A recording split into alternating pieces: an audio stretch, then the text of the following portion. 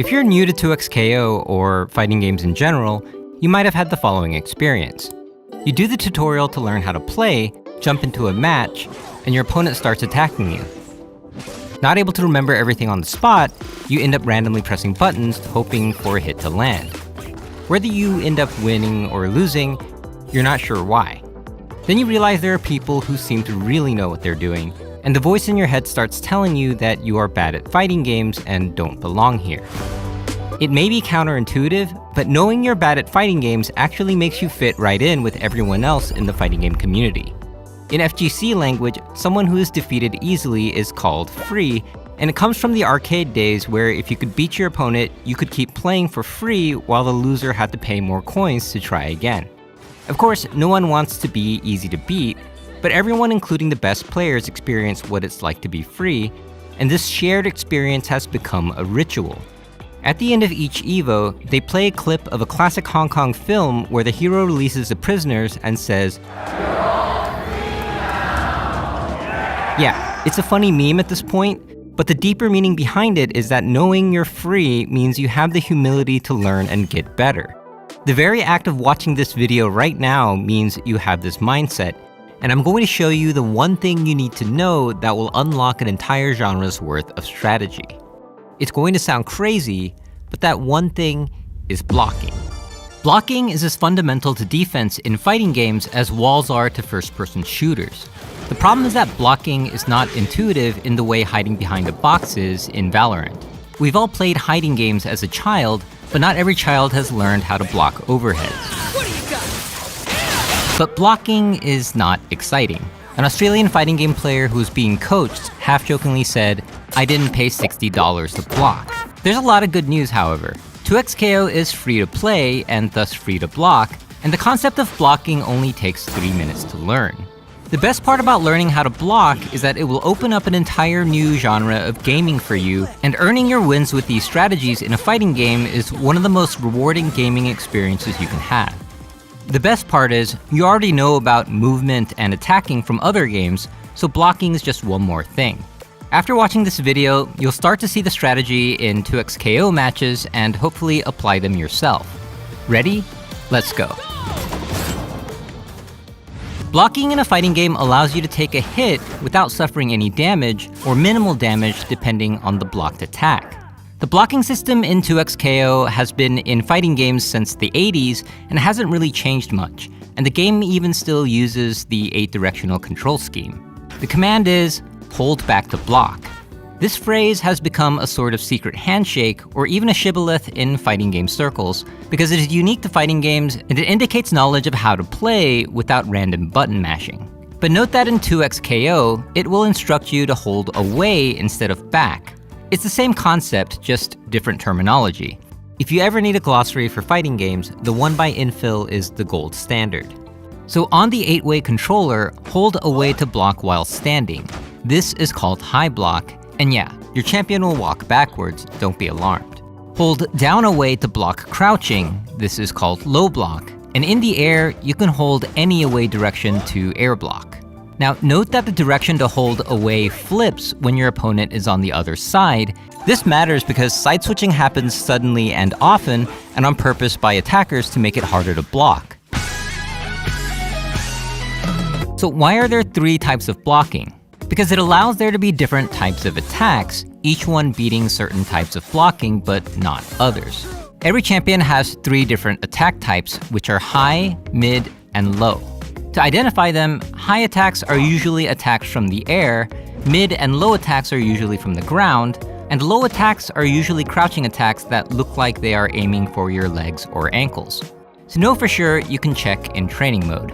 High block defends against high and mid attacks, but loses to low attacks. The logic is that your legs are vulnerable while standing. Low block defends against low and mid attacks, but loses to high attacks. The logic is that you're not guarding above your head when crouching.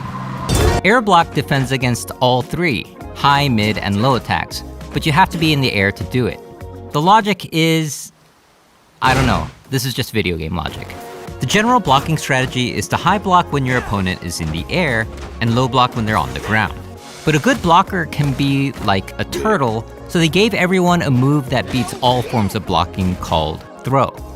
Throw can be done in the air or on the ground, but you must be close to your opponent to do it. If not, you'll just grab nothing and look like a fool. But if both players do a throw command around the same time, it will cancel each other out in what's called throw escape, and no one gets hurt. And that's it. As promised, 3 minutes to show you what blocking is. Now, by itself, this might feel like an overcomplicated version of rock, paper, scissors, so we need to combine this with attacking and movement. When it comes to movement, it's not all that different from other games. Dashing is a burst of speed, jumping makes you go high and far, super jumping makes you go higher and further. What might feel weird at first is that jumping trajectories are fixed. Only super jumps let you drift in the air.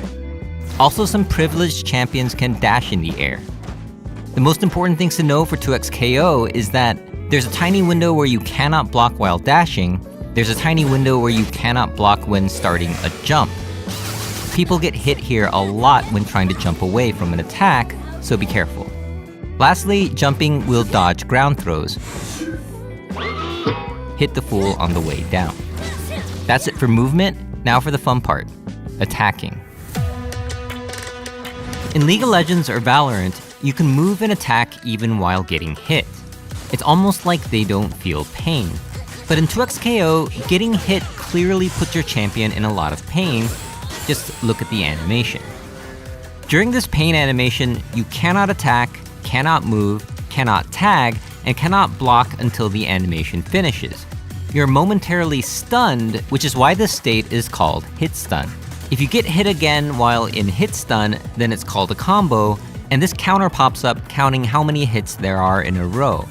The only way to break out of a combo is when your break meter is full and you spend it. It's kinda like a get out of jail free card, so use it wisely. Without it, you cannot control your champion until the combo finishes. It's like watching an unskippable cutscene of you getting beaten up.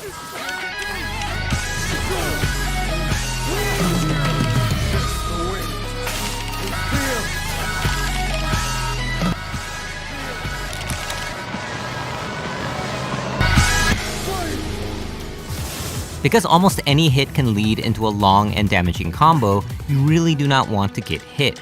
So why do people get hit in the first place? Often because they are doing an attack or special move, and you cannot block while doing those. But the only way to see what's really going on is to go frame by frame.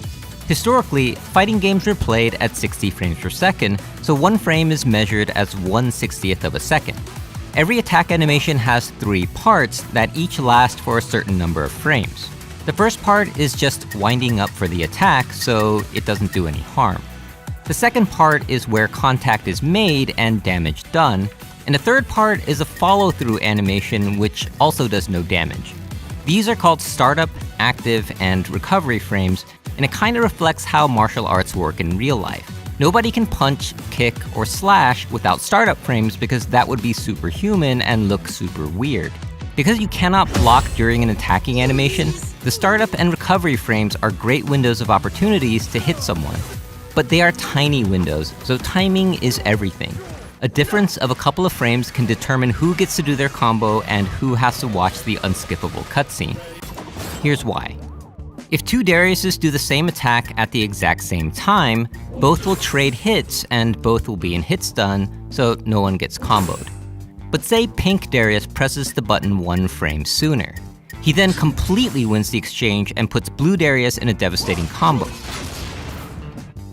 If Pink Darius is 1 frame slower, then he completely loses the exchange. But here, it just seems like a game of reactions. So where's the strategy? The strategy is to press the attack button with the faster animation or less startup frames. If Pink Darius pressed the light attack button instead of heavy here, his active frame would come out 7 frames faster than Blue Darius. Even if Pink Darius pressed the button 1 frame later, or even up to 6 frames later, Pink would still completely win the exchange. So is the strategy just to use the fastest attack to increase the chance of winning these exchanges? In this case, sure, but while speed is important, it doesn't matter if the attack doesn't reach. If both Dariuses were a little further apart, and Pink Darius did his faster light attack, Blue Darius would win simply because the heavy attack has more reach, and it will hit pink Darius during his attack's recovery frames. The general rule of thumb is that faster attacks are shorter range, while slower attacks are longer range. The 3 normal attack buttons are light, medium, and heavy, but you can also kind of see them as fast, medium, slow, and short, medium, long. The general strategy is to use fast attacks when close and longer attacks when further away. But in the examples I gave, it assumes both players are ready to attack each other at the same time or close to the same time. In a real match with moving champions, you will be caught off guard at one point. You will know their attack is already coming, and any attack you do will lose out because it'll be too late or not enough reach. This is where you bust out the fastest move in the game: block. Even the fastest attacks have startup frames. Blocking has no startup frames because it is instantaneous. Block when you cannot escape and when you know your attack will likely lose to their attack. It's actually not that different from taking cover behind a wall when caught off guard in an FPS. But in fighting games, you can pull up that wall immediately. But while blocking is better than getting hit, you will now be stuck in a blocking state called block stun, where you cannot move, attack, or tag for a brief moment.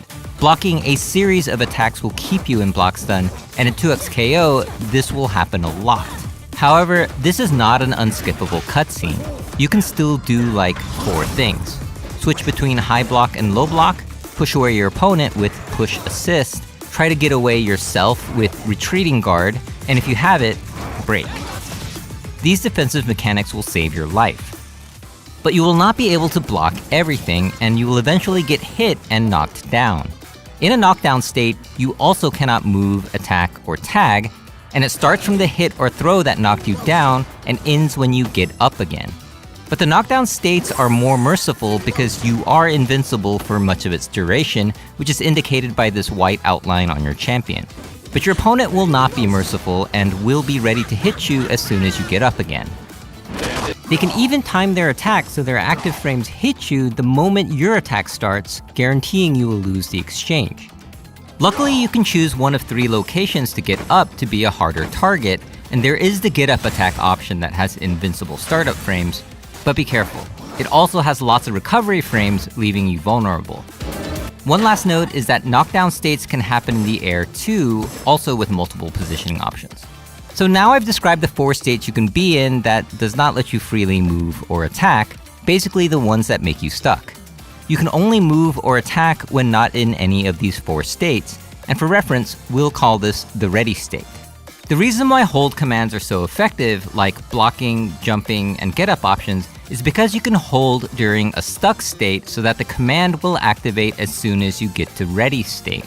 No need to time it. The parry mechanic, on the other hand, is riskier because it must be timed perfectly, especially because it has lots of recovery frames. So how do you use all these concepts to win? The advantage in a fighting game comes from being in a ready state while your opponent is still in one of the 4 stuck states, even if it's just by 1 frame or 50 frames. If you want to be a scientist, you can see the exact amount of frame advantage or disadvantage in training mode, but tag games like 2x KO do not require knowing exact numbers in most cases. It's much better to know which situations overall put you in advantage or disadvantage.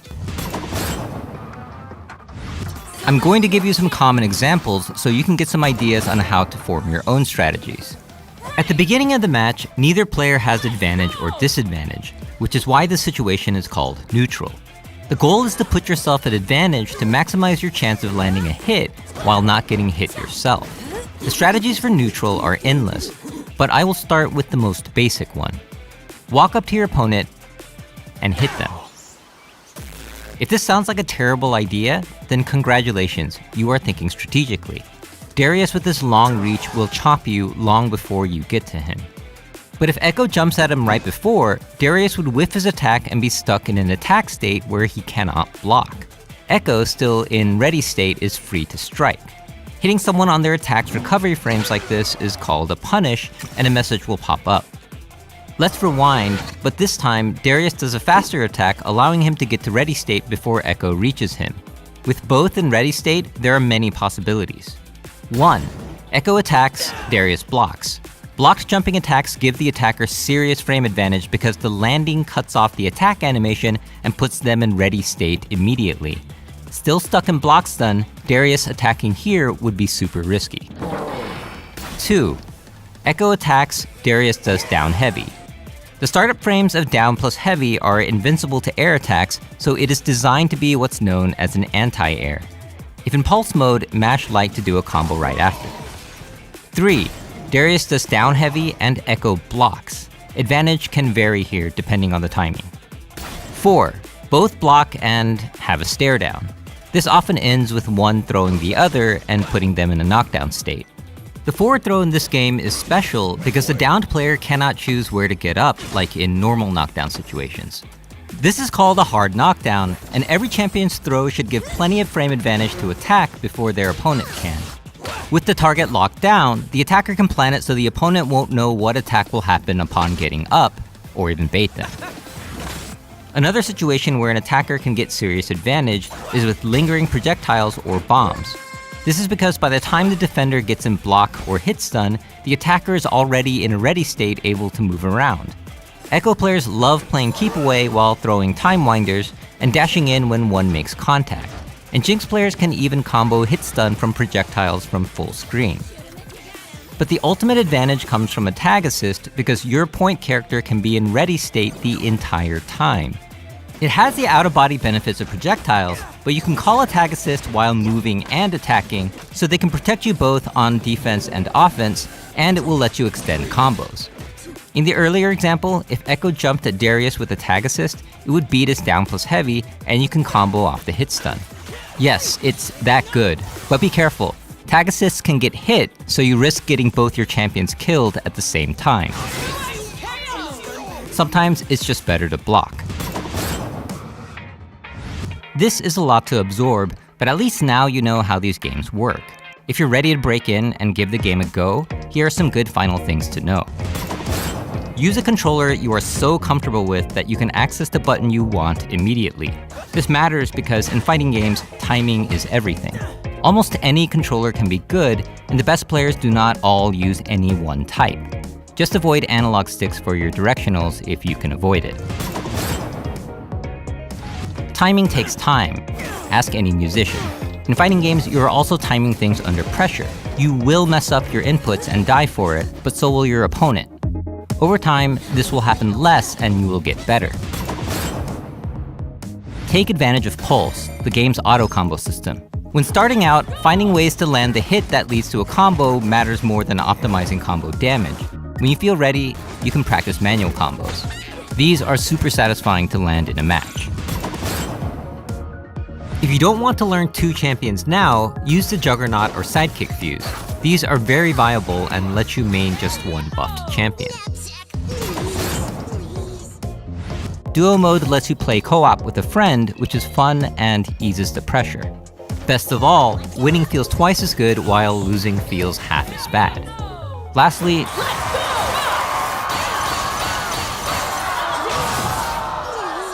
don't try to parry everything. That's it. This was Gerald from Core Gaming. Thanks for watching.